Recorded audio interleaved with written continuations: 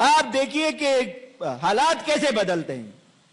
آپ ایک وقت میں بیٹھ کر یہی ہندوستان ہے آپ کی طرف چڑھ کے آ رہا ہے، اور آپ بجائے اس کے کہ اس کو کھڑے ہو کے جواب دیں، آپ نے یہاں مجاہدین کے خلاف کاروائیاں شروع کر دیں. جہاد کشمیر سے دست بردار ہونا شروع ہو گئے. کتنی ذلت اس کے مقابلے میں مسلمانوں نے اٹھائی. پانی وہ قبضہ کر کے لے گیا، دریا اس نے ان پر ناجائز ڈیم بنا لیے. یہ سن 2003 سے لے کے یہ 2017 کے درمیان یہ سارے ڈیم بنے. کس چیز کی نوجت؟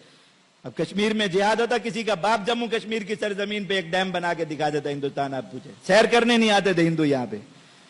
فوجی اپنی فیملیاں لے کے ڈر کی وجہ سے یہاں نہیں آتے تھے. یہاں ہندوستان کی جرأت تھی مسلمانوں کا پانی روکنے کے لیے اور پاکستان کا پانی روکنے کے لیے کوئی ڈیم بنا لیتا. یہ سب ذلت کس چیز کی وجہ سے مسلط ہے؟ آپ جہاد کشمیر سے دست بردار ہونے کی وجہ.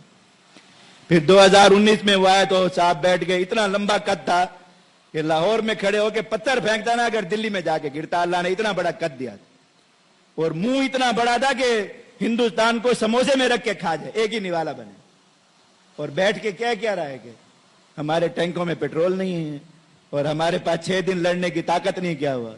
تو چڑھ گیا ہندوستان، گھس گیا آپ کے گھروں میں. کیا کیا آپ نے؟ اب دیکھو، اللہ نے آپ کو ہندو دشمن نے دھمکی دی ہے، اللہ نے آپ کو وردی دی ہے.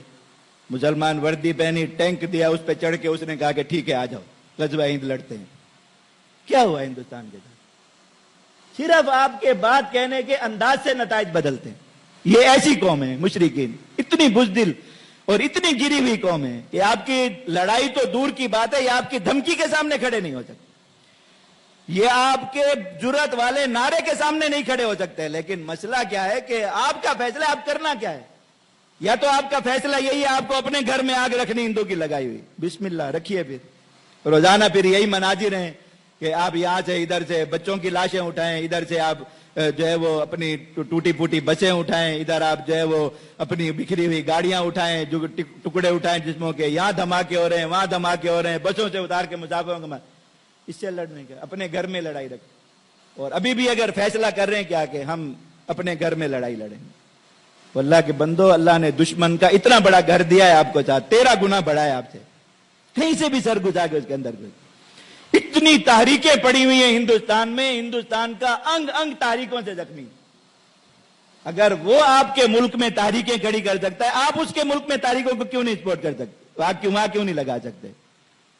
یقین کیجئے ہندوستان میں اگر صرف 1 مہینہ ایسا آ گیا نا، 1 مہینہ ایسا جیسا ہم بلوچستان میں پچھلے 20 سال گزار رہے ہیں، 1 مہینہ صرف آپ ان پر ہندوستان کے اندر ایسا مسلط کر دیں کہ ان کو اتنی لاشیں اٹھانا پڑ جائیں جتنے ہمیں بلوچستان سے اٹھانا پڑے. ان کو پتا ہو کہ پیچھے آپ ہیں.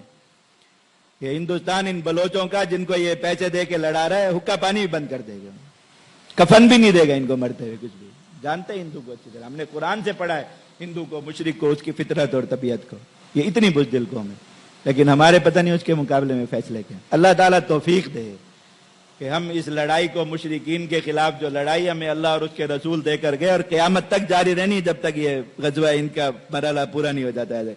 ہم رسول اللہ صلی اللہ علیہ وسلم سے سیکھیں، ہم اللہ تعالیٰ کے قرآن سے سیکھیں. اللہ رب العزت نے ہمیں جو ان مشرکین کی نفسیات سکھائے ان سے سیکھیں، اور اس لڑائی کو اپنے گھر میں لڑنے کی بجائے ہم دشمن کے گھر میں لے جائیں اور وہاں پہ لڑیں. پھر دیکھیں کیسے نتائج مسلمانوں کے اور اسلام کے حق میں آتے ہیں. اور اچھی طرح یہ قوم دیکھ چکی ہے. آپ میں سے کون سا شخص ایسا ہے جس کی عمر 20 سال ہو اور اس نے جہاد کشمیر کے عروج کا زمانہ نہ دیکھا ہو، جب کشمیر میں ہندوستان کو اتنا پھنسایا ہوا تھا تو پاکستان میں کتنے امن سے سب لوگ رہتے تھے اور کتنے امن سے سوتے تھے. اب جہاد کشمیر کو اللہ رب العزت کے حکم سے دوبارہ جو ہے وہ مجاہدین کو آپ کر دیجئے، جہاد کشمیر کھڑا ہو جائے، آپ کے اپنے ملک میں انشاءاللہ امن واپس آ جائے. اور مسلمان کو امن ملتا ہی جہاد کی برکت سے.